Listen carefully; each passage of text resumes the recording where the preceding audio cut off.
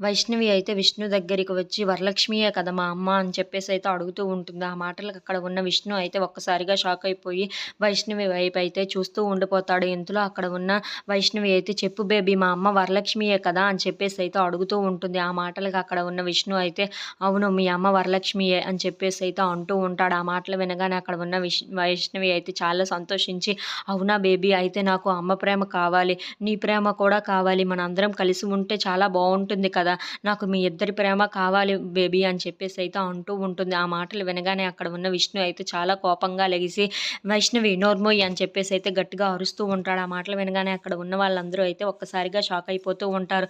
ఏంటి ఒక్కరోజు కలిసినందుకే నిన్ను మార్చేసింది. అదే పదే పదే కలిస్తే నువ్వు ఏమైపోతావో, నాకు దక్కకుండా వెళ్ళిపోతావేంటో నాకు భయమేస్తుంది.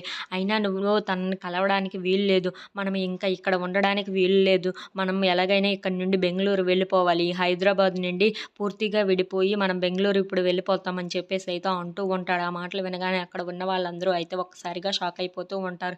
ఇంతలో అక్కడ ఉన్న విష్ణు అయితే ఒక్కసారి కలిసినందుకే నిన్ను ఎంత మార్చిందంటే పదే పదే కలిస్తే నువ్వు నాకు దక్కకుండా నా కూతుర్ని నాకు కాకుండా చేస్తుందేమో నాకు భయంగా ఉంది. అందుకే మనం ఇక్కడ ఉండడానికైతే వీలు లేదు.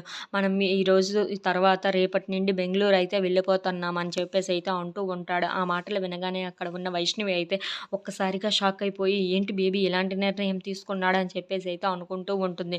ఇంతలో అక్కడ ఉన్న వైష్ణవి అయితే "బేబీ వద్దు బేబీ మనం ఇక్కడే ఉందాం బేబీ" అని చెప్పేసైతే అంటూ ఉంటుంది. ఆ మాటలు పట్టించుకోకుండా అయితే విష్ణు అక్కడ అయితే ఎలాగైనా ఇక్కడి నుండి వెళ్ళిపోతాం అని చెప్పేసైతే అంటూ ఉంటాడు. If you like this video please like, share and subscribe.